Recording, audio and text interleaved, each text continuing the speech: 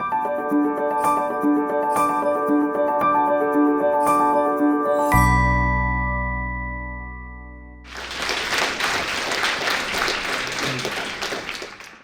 everybody. I think I'm the first of a few talks about purpose, and I'm going to guess as to what the cosmic meaning of that is.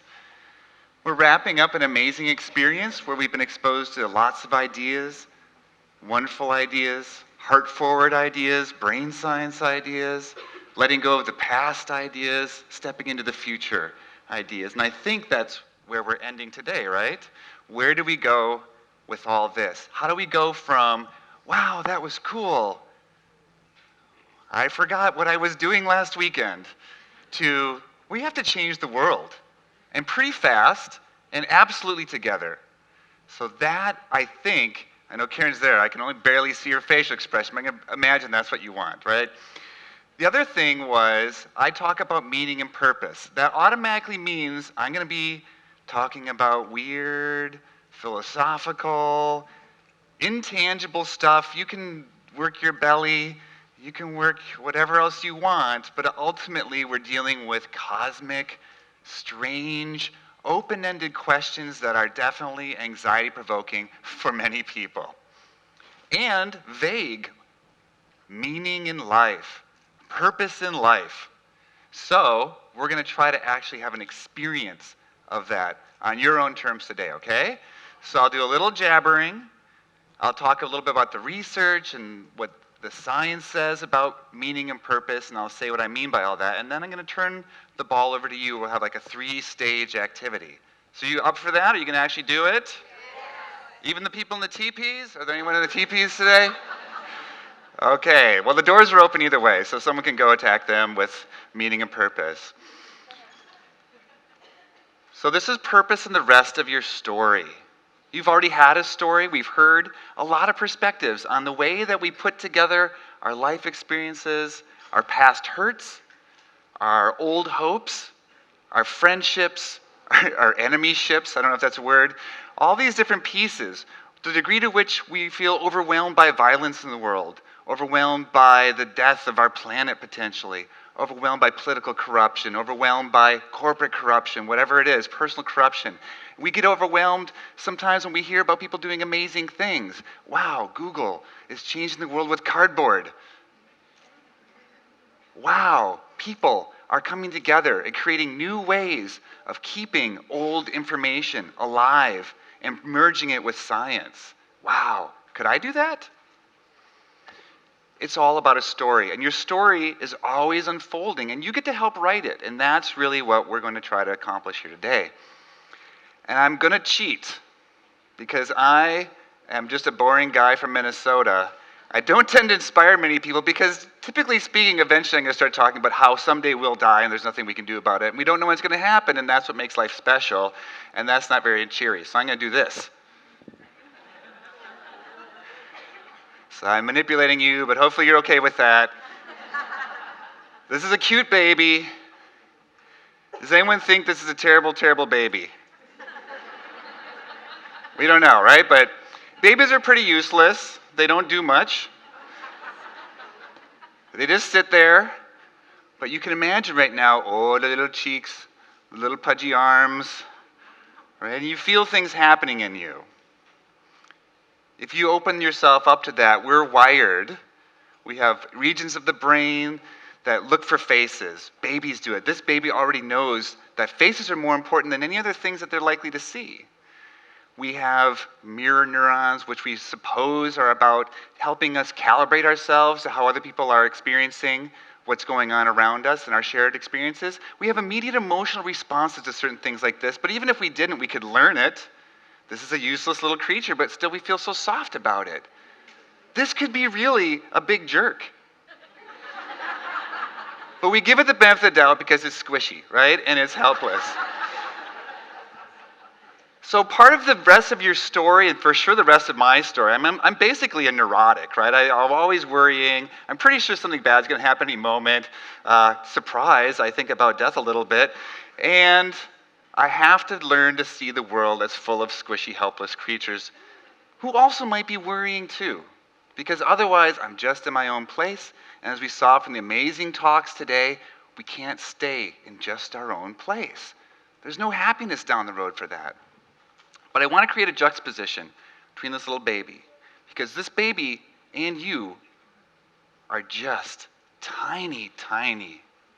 You might think of yourself as a powerful person. You've got tons of money in the bank. You've got sway in your community or your company. You can bench press 2,000 pounds. You are tiny and helpless in the big world. We're here, we're a little speck of dust. This isn't our actual photo, this isn't a photo of our galaxy. You know, we can't do that yet. We can't take a picture of our galaxy. So this was actually on a t-shirt when I was growing up. Does anyone remember this t-shirt from the 70s? That's about all we have as Generation X with the baby boomers and millennials taking over the world. We have this t-shirt. We invented irony, right? It's not bad. And we made it cool for adults to watch cartoons. So if the world would not be okay without us for this shirt. But I'm here too, and I think about this a lot. Maybe that means you don't have to think about it. I invite you to. We're tiny. We are a miracle. If we think about the biological and chemical reactions that are happening every time we breathe, gut or chest, just think about what it took for you to show up here, surrounded by these people. The amazing moments that we can identify in the inspiration behind the summit, but also, how did you get here? Were you in a car? Did you paraglide? How did you get here? It takes a lot of little miracles all the time for anything to occur, and yet all of that is dicey. And it gives us a little bit of a burden to some degree. What are we going to do to warrant this incredible miracle that we've been given? And that's essentially what meaning and purpose in life are all about. What are we going to do with that? Here's where we live. Look how thin that little slice of blue is around the planet. You can see it best over here. That's it. We heard about the magnetosphere. I'm grateful to the magnetosphere. I don't care if it moves or changes or I can brain it to do things. I'm just happy it keeps me from being fried by cosmic radiation, which is bombarding us and goes right around our planet because of the molten iron core of the Earth. Do you ever think about this? I think about this. If it was aluminum, we'd be dead by now, but it's iron, thank God. Oh my God, that was close, right? So we're here, we're barely clinging, because beyond that, annihilation. And in time, annihilation, which is not great, right? So we want to do something about this. And we're constantly beset by majestic, beautiful forces. And we want to leave our mark. So I'm going to show you some of these very ancient ways of leaving big marks. And I love the spiral metaphor, right? So you can think about the Hopi tradition of people climbing out and achieving new life in each spiral, in each stage and age of humanity. Or you can just think that spirals are cool because they're pathways somewhere. This is the modern earthwork in the Great Salt Lake, spiral jetty, but it keeps going. This appeared one day in Egypt, and people were convinced this was aliens. I love that this is the thing that we automatically assume if we see something cool. Oh, aliens must have done this because humans can't. Well, we can, and we did. So this is desert breath. We want to leave our mark. That's what we want. A lot of the most ancient, glorious stories are about people who just want to persist beyond the disintegration of their bodies. We have this one chance to be here together. Whatever faith tradition you have, even if that's faith tradition as there can't possibly be anything, this is literally the only time in the history of the universe, going forward or backwards, where we, us, in this skin, will be together. That's it. This is the one time. And that's what we have to work with. It's scary. We're not really more robust than any of these babies in the big world. It doesn't take much to make us end. So what do we do with what we have? Well, we still have this moment, and we do. We have an unknowable number of moments, and that is what our life is about, and that is what we try to do. So with my research, I try to understand how each of us answers that pressing, scary, terrifying question. What do you want to do with your life? It's like the old Twisted Sister video. We also, Gen X gave the world hair metal too. And in Twisted Sister, what do you want to do with your life? was a scary question. If it's scary for Twisted Sister, it's scary for us too. So meaning in life is the scientific study of how people answer that question. What makes your life meaningful? What fills your life with meaning? What purpose do you want to pursue? And if we break it down into the theory across now many hundreds of studies, thousands of studies, we can start to see some patterns in the types of processes and calculations people make in order to answer this question. Does my life make sense? Is it coherent? Does it come together? Do I understand what the world is like, who I am, how I operate in it? Do I have a sense of purpose? I think of purpose as an anchor we throw into the future, and we just pulls us along towards something. Purpose is open-ended. It's something we strive for, something we dream for. We might not get there. In fact, a purpose that we can finish this month is not a purpose. That is called a goal. So a purpose is something we strive for our whole lives, and it's the striving that makes life worth living from a purpose standpoint. And finally, significance. Camus said the biggest problem facing philosophy, and I'm going to ignore the philosophers in here for a second as a psychologist tries to understand this question, is why do we persist in staying alive when that option to die is there for all of us? We heard about Google tackling suicide. Why do we stay alive? We stay alive because it's worth it. There's a reason to live. We get up with thinking that there's something for us ahead in life, and that's what meaning in life is trying to capture as well. So we break it all down. You can take a look at coherence. Who are you? What do you believe? What do you value? What do you stand for? What's your experience been like? How do you put it all together? If we break down purpose, what is your grandest dream for your life? And a lot of times the grandest dreams come out of tragedy because that's how we confront the fact that life is really serious and beautiful at the same time. It's difficult, it's beautiful. And we try to do something with that energy we feel, that this is not tolerable to just ignore that this happened. And finally, significance. For ourselves and for other people, how do we give a sense of intrinsic value for life, for experience, for the struggle, for putting it all together and investing over the long run? And you can think of this as a story. And is the story worth telling? Is your life story worth telling, or is it some little story that no one cares to read about someone licking an envelope? Right? Your life story is worth telling, but you have to realize that. You have to feel that. That's significance. Can we understand the plot? Can we understand the characters, the setting? What's happening? Does it make sense? Can we understand the words, the day and day of our stories? That's coherence. And then finally, purpose. Is there a point? Is there a plot to this story? Is it going somewhere, or is it just waiting for the last page? Don't wait for the last page. That's pretty obvious, right? Your story is worth telling. That's inspiring. You can get it. You can understand enough of life. You don't have to understand everything. You can understand enough to move, to tackle something big, to take on an aspiration, to take on a dream. Now, stories are great.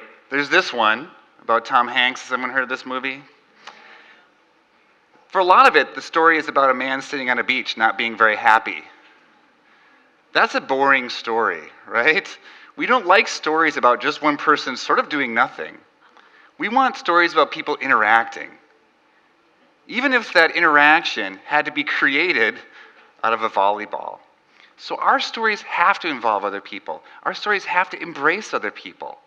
Our stories always take place in the context with other people. So that's what we're going to try and tackle with our time here. So I'm going to ask you to write. You can write it in your phones, assuming they've forgiven you for abandoning them during Fred's talk. And I want you to just think about something. You're going to use some building blocks here to create something. So this is really important. Now, luckily, we've already thought about someone we cherish. You can use that same person. You can use a different person. You can use a whole legion of people if you want. Who do you admire? Who do you care about? Who inspires you? A little bit of time thinking about who that is. Maybe write it down. And then what characteristics, qualities come to mind? What makes them so special to you? This is part of the coherence. Who are the other characters in your very, very, very important story? What do you find, okay? Let's take a little bit of time. I'll try and gauge by who's still scribbling, like all professors do. We're like, are they done yet? I don't know. So we'll take a little bit of time. Please do this, because we'll be using this information just a little bit.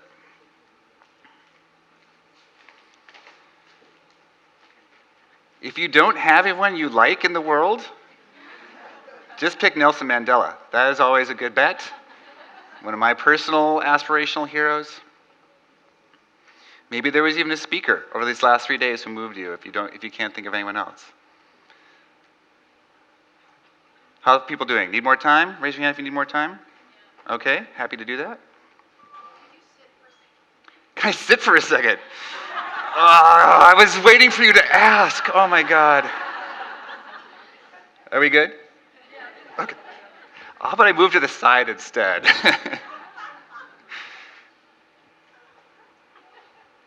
All right, how are people doing now? All right. Okay, so we're going to press the pause button a little bit on that because I want to share with you something else. Someone else's story. Sunrise over the Phoenix suburbs. Todd and Tara Storch are here to continue the mission they began in March, the day their daughter Taylor, just 13, died in a Colorado ski accident. The day they decided to donate her organs. I don't know, excited is not the correct or right word. The Storches say they came here because they had to. Their daughter may be deceased, but her heart lives on in the Valley of the Sun. It's the thing that's been on Tara's mind since day one. Hearing Taylor's heartbeat. That's really what I've wanted since the very beginning, is to find who has her heart and have a connection with that person. That person is Patricia Winters. Married to Joe, she's a nurse. At age 40, just 1 year younger than Tara. And they're both now raising 2 children. Her heart started failing 5 years ago, after the birth of her second son. I felt like I wasn't going to last very long. I was sleeping pretty much 18 hours a day and could hardly really do anything other than lay in bed. It was pretty pathetic. She was too weak to take care of her boys. Taylor's heart lets her be mom again. The boys are finally, I think, kind of really trusting of me again and enjoying their mom. Tara's challenge is learning to be mom to just 2. Just trying to find a new normal without having the missing piece of our 5-piece puzzle. Transplant alliances are cautious about telling recipients who their donors are. But using the internet, friends figured it out in just hours. And that still troubles Patricia. Well, knowing that she was 13, I mean, that within itself was hard, but seeing Taylor's picture and then in a few days looking at the YouTubes and all that stuff, it just gave me that sinking feeling even more. Everyone looking now, I'm surrounded by your embrace. Baby, I can see your halo. Know you must save grace. Online, she followed the Storches story on taylorsgift.org. That's the website of the foundation Todd started to encourage organ donations. There she saw a link to our story. I can't wait till I'm able to hug the person that has her heart. That encouraged Patricia to reach out. By email, the 2 moms built a special bond. Tara and Patricia have been texting and emailing. They had their first conversation a day or 2 ago on the phone. Both couples faced the meeting excited, yet nervous. I think it'll be good. I really do. It will be. It'll be tough, but it'll be good. The Storches finally pull up at Patricia's door.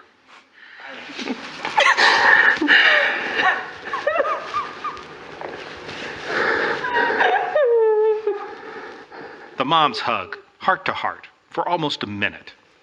Then Todd joins them for a minute more. You know, I know we should probably talk, but I need to hear her. Patricia retrieves her nurse's stethoscope. This goes around your ears like that. I cleaned it, okay?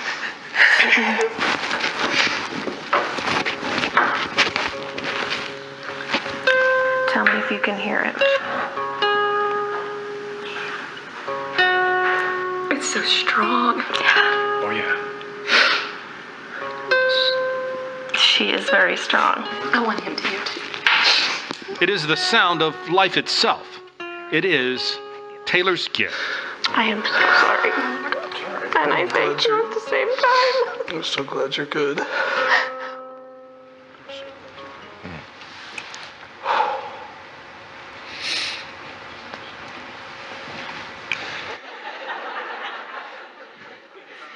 I didn't think that through very well. Luckily, I was raised to have no emotions, so this shouldn't be a problem. I don't make light of this experience. I've actually seen this video probably 100 times presented in these cases. Because this feels like, if I was to describe what meaning is, it's like that. I love meaning because it's not just about happiness. It's not about cultivating the best me. It's not about smiling more, putting my best foot forward, trying to be optimistic. It's about this sort of thing. It's about the fact that life is all of the above all the time. And we pick and choose which parts we let into our own hearts.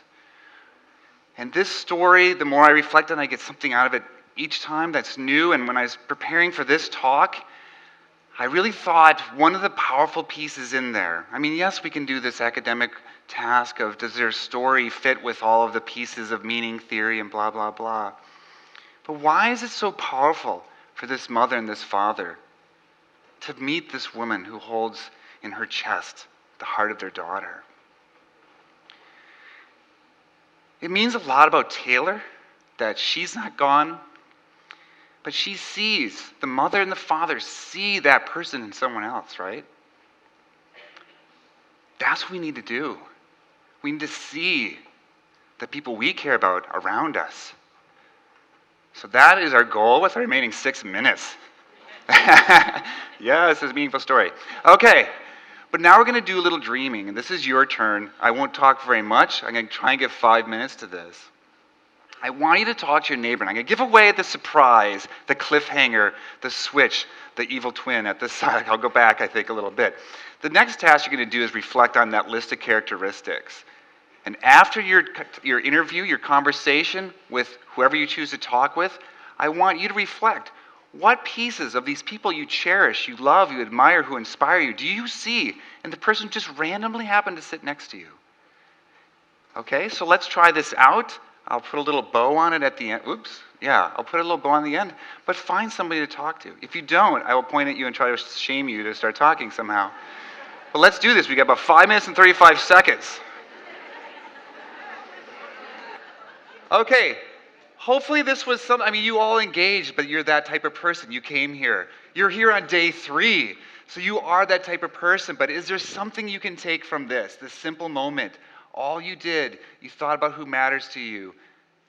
You talked to someone about what matters to you, and you saw in another person who and what matters to you. Can we do this when we drive down the streets, when we're in Whole Foods, or when we're in traffic? When the bell says, hey, we got to start again. When the clock runs down, can we be that person who cares and stretches ourselves into the world, because we need to do that. When I live my life, I have to live other people's lives too, or else we will run out of time on this planet, right? We have to live with other people's lives and ours. So this is not much time left, but it does lead into your tribal meetings for lunch. How can we do this? How do we see the things we care about and cherish in each person we run across and pull them into our stories, into our futures? And this is my version. I'm part Irish, so this is my benefaction of a meaning researcher.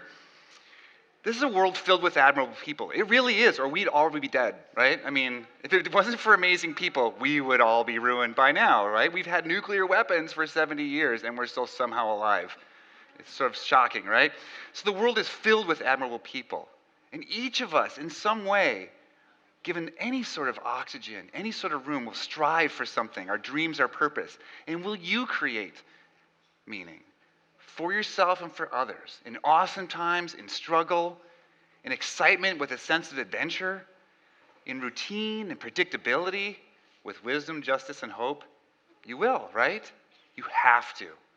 If you hear the question, you have to answer it, and I did that already for you, so now you have to get out there and do it. So let's go, and thank you so much.